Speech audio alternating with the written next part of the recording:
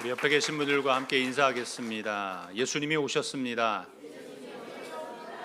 나는 행복합니다. 성도님도 행복하십니까? 아멘입니다. 우리 모두 다 주 안에서 진정한 행복이 임하시기를 축복합니다. 미국 속담 가운데 이런 말이 있습니다. 마귀는 빈둥거리는 사람을 찾아다닌다. 마귀가요, 빈둥빈둥거리는 사람을 찾아다닌다라는 거죠. 근데 사람들은요, 한켠에 그런 마음이 있어요. 한가하고 조금 여유로운 삶을 살았으면 좋겠다, 이런 생각을 갖습니다. 분주함 속에서 벗어나고 싶어라 하죠. 그런데 그 한가한 시간에 마귀가요, 유혹하고 시험한다는 것입니다. 바쁘게 사는 사람은 그럴 여유가 없겠죠. 그러면 믿음의 사람으로서 생각해야 될 것이 하나 있어요. 그건 뭐냐면, 무엇에 바쁘게 살아가야 할까? 이걸 생각해 봐야 합니다. 바쁘게 사는 것만이 좋은 것은 아닙니다. 세상 사람들도 얼마나 바쁘게 살아가는지 모릅니다. 우리나라 민족의 모습 가운데 보면 외국인들이 우리를 보면서 그런다고 하잖아요. 빨리빨리라는 말을 하지 않습니까? 우리가 뭐에 쫓기는지, 왜 이렇게 분주하게 살아가는지 모릅니다. 하지만 이렇게 바쁜 삶을 살고 있어도 사람의 마음은 여전히 허전하고 또 공허함 가운데 있습니다. 요즘 청년 세대들이 큰 박탈감 속에 살아가죠. 그 바쁜 일상생활 속에서 세상은 평안과 안식을 주지 않기 때문에 그렇습니다. 빈둥거리는 삶에 마귀의 유혹과 시험이 있고 분주한 생활 속에서도 평안이 없습니다. 그러면 어떻게 살아가야 할까요? 우리가 오늘 본문의 말씀에서 보면 믿음의 사람이 어떻게 살아가야 하는지를 이야기해 주고 있습니다. 우리가 로마서 8장 1절 말씀을 보는데요, 이 말씀과 연결해서 봐야 할 말씀이 바로 위에 있는 로마서 7장 25절의 말씀을 연이어서 같이 봐야 합니다. 세번역 성경으로 보면 이렇게 말씀합니다. 우리 주 예수 그리스도를 통하여 나를 건져주신 하나님께 감사를 드립니다. 그러니 나 자신은 마음으로는 하나님의 법을 섬기고 육신으로는 죄의 법을 섬기고 있습니다. 바울이 하나님께 감사하는 것이 있습니다. 그 이유가 예수 그리스도를 통하여 건져주셨다 그랬습니다.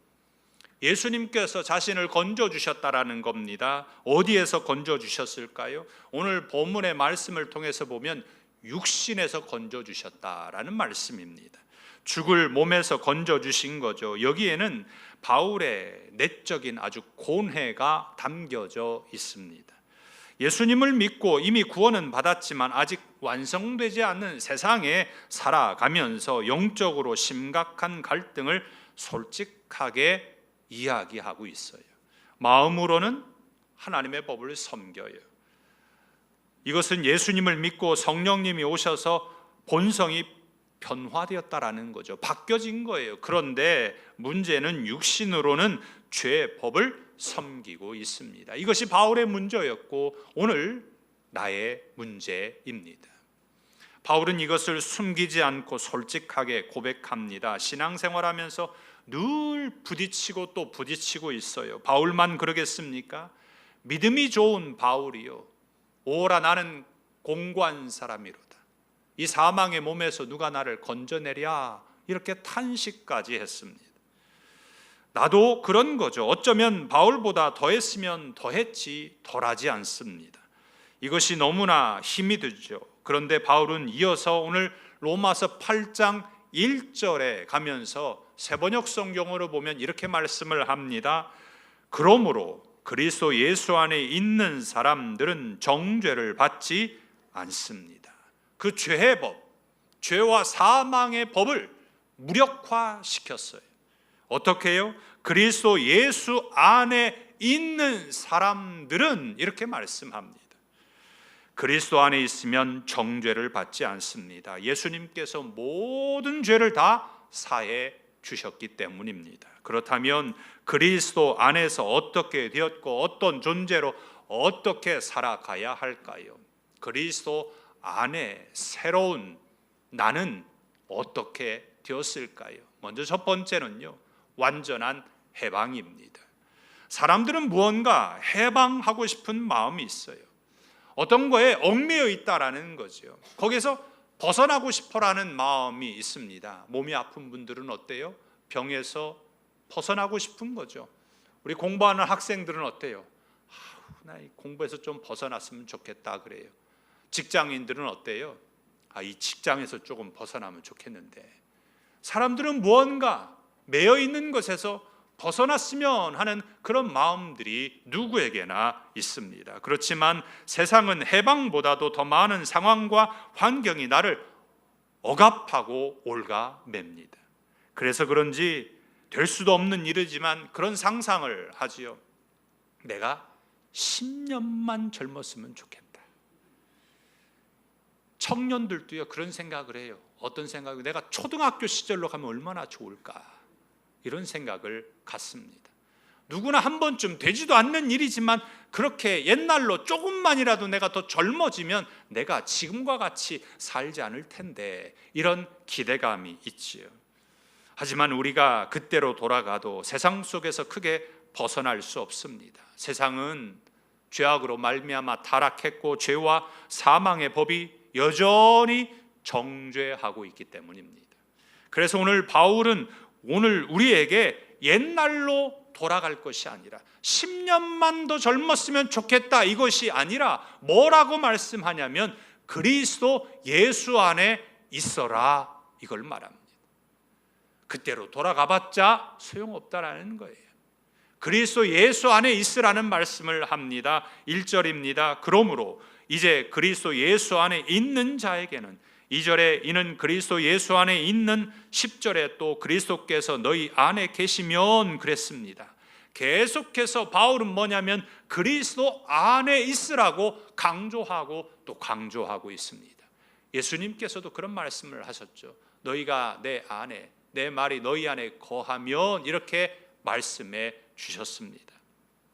왜 예수님 안에 있어야 할까요? 그 안에는 완전한 해방이 있기 때문입니다. 오늘 그리스도 예수 안에 있는 것이 있어요. 뭐가 있을까요? 2절에 이렇게 말씀합니다. 이는 그리스도 예수 안에 있는 생명의 성령의 법이 죄와 사망의 법에서 너를 해방하였습니다. 예수님 안에는 뭐가 있어요? 생명의 성령의 법이 있다, 이렇게 말씀합니다. 그런데 내 안에는 무엇이 있습니까? 내 안에는 죄와 사망의 법이 있습니다. 우리가 오해하지 않아야 되는데요, 죄와 사망의 법은요, 율법은 아닙니다. 사람들이 이 죄와 사망의 법을 오해해가지고 율법 아닌가, 그런데 아니에요. 사단은 죄와 사망의 법으로 사람을 묶었고, 죄인된 인간은 스스로 죄와 사망의 법에 걸려 들었습니다. 사실 율법은 좋은 겁니다. 로마서 7장 12절에 보면 이렇게 말씀합니다. 이로보건대 율법은 거룩하고 계명도 거룩하고 의로우며 선하도다, 그랬어요. 하나님께서 거룩한 삶을 살 수 있도록 뭘 주셨냐면 율법을 주신 겁니다. 율법은 뭐예요? 거룩하다는 거예요. 선하고 좋은 것입니다.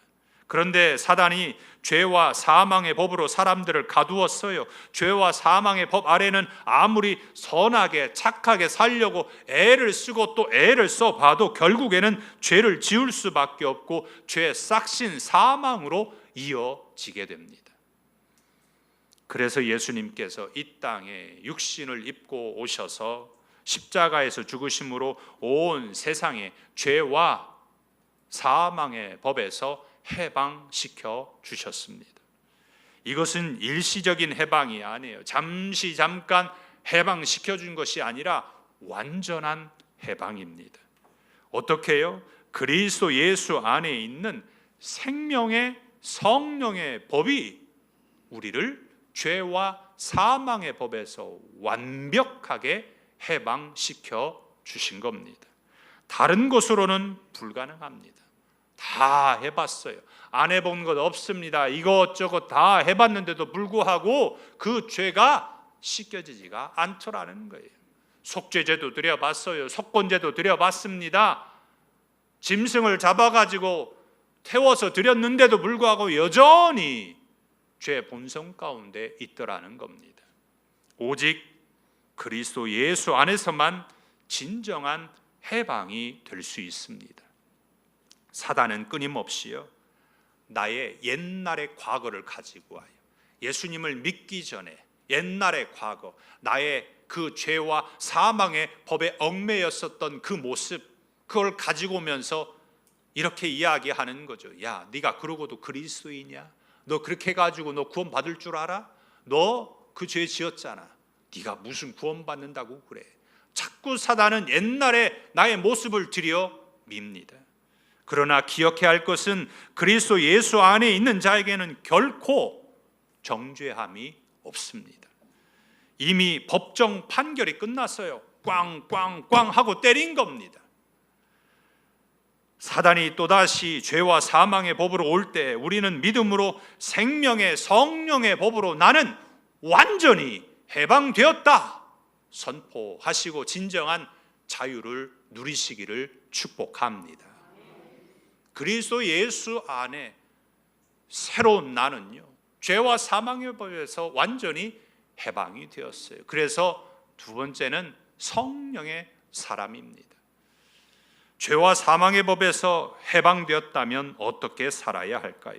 그래서 예수 안에 있는 사람들은 4절에서 이야기하는 율법이 요구하는 것을 이루었습니다. 그것은 내가 율법의 요구를 이룬 것이 아니에요. 내가 능력이 있어가지고 율법의 요구를 이루었다라고 한다면 죄와 사망의 법에 매이지 않아도 되겠죠. 하지만 나는 율법의 요구를 해결을 못하는 거예요. 그러니까 예수님께서 대신 십자가에서 죄 값을 지불하셔서 율법의 요구를 이루어 주셨습니다.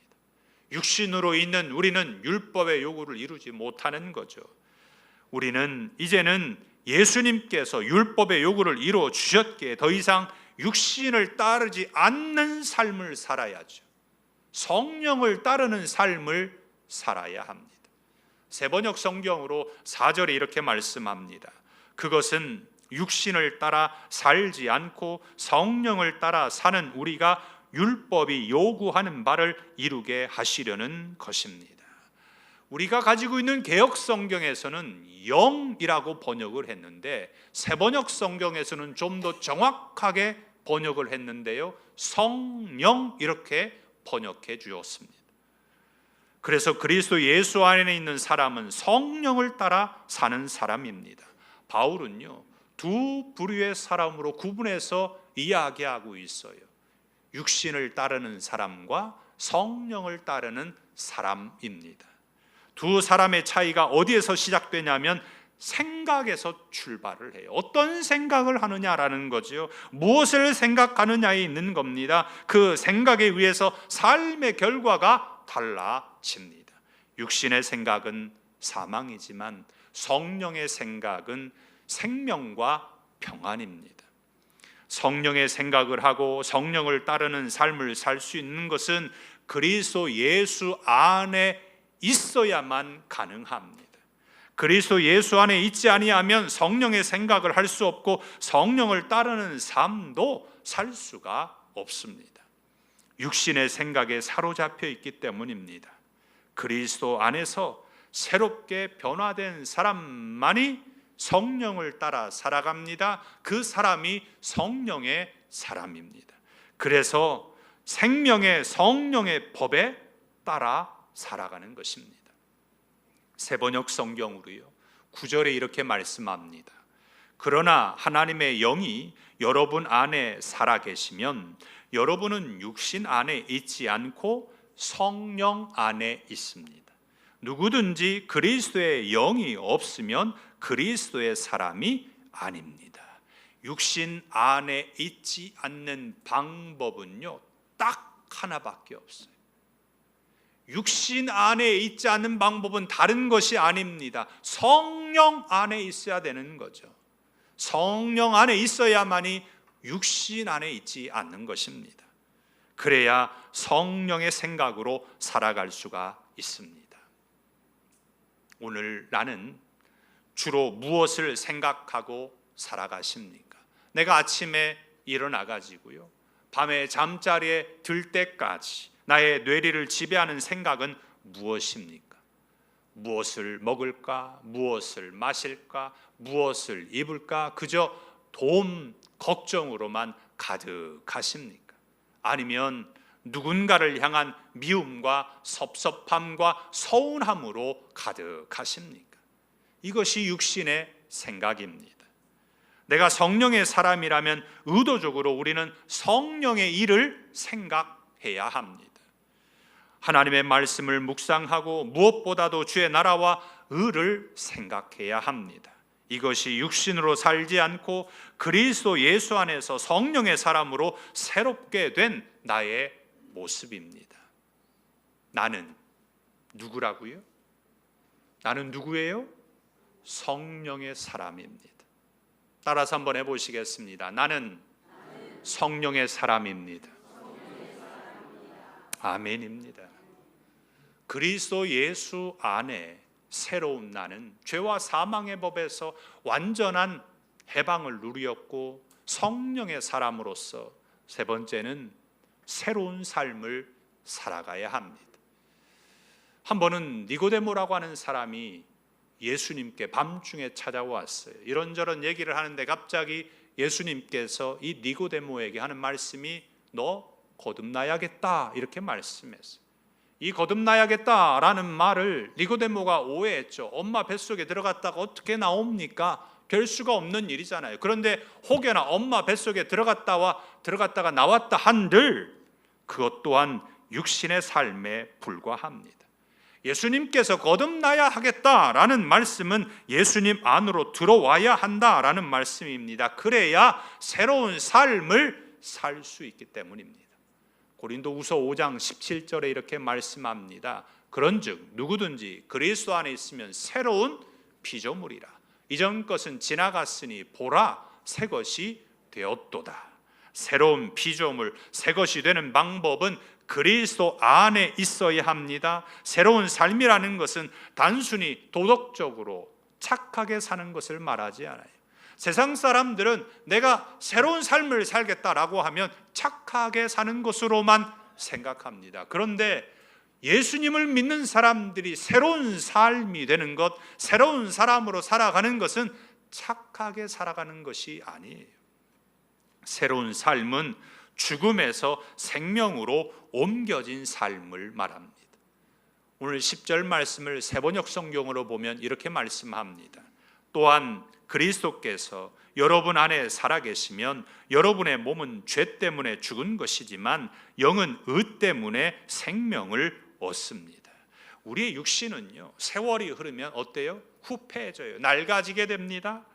죄의 결과로 육체적인 죽음을 맞이합니다. 하지만 우리의 영은 그리스도의 의 때문에 산다라고 말씀해요.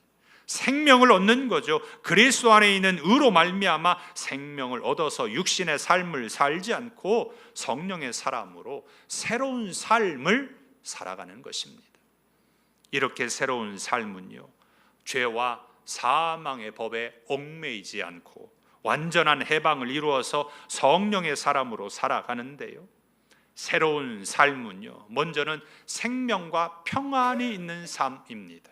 이것은 현실의 고난과 불확실성 앞에서 두려움과 염려에서 벗어납니다. 성령님께 맡기는 삶을 사는 거죠. 그리고 새로운 삶이라고 하는 것은 부활의 능력으로 사는 것입니다. 죽은 자의 삶이 아닙니다. 죽을 몸도 살리시기 때문입니다. 죽음은 늘 죄의 결과로 나타나죠. 그래서 죽음 앞에서 절망합니다. 하지만 성령님께서 죽으신 예수님을 다시 살리셨기에 우리도 부활의 삶으로 살아가는 것입니다. 그리고 새로운 삶이라고 하는 건 하나님을 기쁘시게 하는 삶인 겁니다. 로마서 7장에서 죄와 사망의 법에 끌려다니면서 살았어요. 죄의 도구로 살았습니다. 하지만 이제는 새 사람이 되어서 삶의 목적과 방향이 하나님께로 바뀌었습니다. 새로운 삶이라는 건요, 겨우겨우 지옥 안 가게 된 것을 말하는 게 아니에요. 새로운 삶이라고 하는 것은 매일매일의 삶이 생명과 평안 가운데 부활의 능력을 가지고 하나님을 기쁘시게 하는 역동적인 삶을 살아가는 것입니다. 그리스도 예수 안에서 새롭게 된 것에 대해 우리는 때로 거창하게 시작하려고 하는 마음이 있습니다. 하지만 우리는 일상에서 작은 것에서부터 시작해야 됩니다. 새로운 삶은 내가 주체적으로 살아가는 것이 아니에요. 성령님이 이끄시는 삶으로 살아가는 겁니다. 육신의 삶은 어땠어요? 내가 주인으로 살았어요. 그래서 죄와 사망의 법에 매였던 겁니다. 육신의 삶은 내가 주인으로 사는 겁니다. 하지만 새로운 삶은 내가 주인으로 사는 것이 아니라 성령님이 주인으로 살아가는 것이고, 그것이 새로운 삶입니다. 언제나 그리스도 안에서 새로운 삶으로 살아가시기를 축복합니다. 말씀을 맺고자 합니다. 나는 그리스도 안에서 새롭게 되었습니까? 아니면 여전히 육신의 사람으로 살고 있으십니까? 어디에서 어떤 상황에 놓인다 할지라도 우리는 그리스도 예수 안에 살아가야 합니다. 나는 그리스도 안에서 죄와 사망의 법에서 해방되었습니다. 그리고 우리는 육신의 생각이 아니라 영의 생각으로 충만하여서 성령의 사람이 되었습니다. 그래서 우리는 새로운 삶을 살게 된 것입니다. 내 앞에 현실이 바뀌지 않고 그대로 있다고 할지라도 내가 그리스도 안에서 새로워졌기에 나의 영광이 아닌 주의 영광을 위해서 살아가시기를 바랍니다. 내가 누구인지 존재의 의미를 깨닫고 새로운 인생을 시작하는 모든 성도님들에게 하나님의 은혜가 충만하게 임하시기를 예수님의 이름으로 축복합니다. 기도하겠습니다.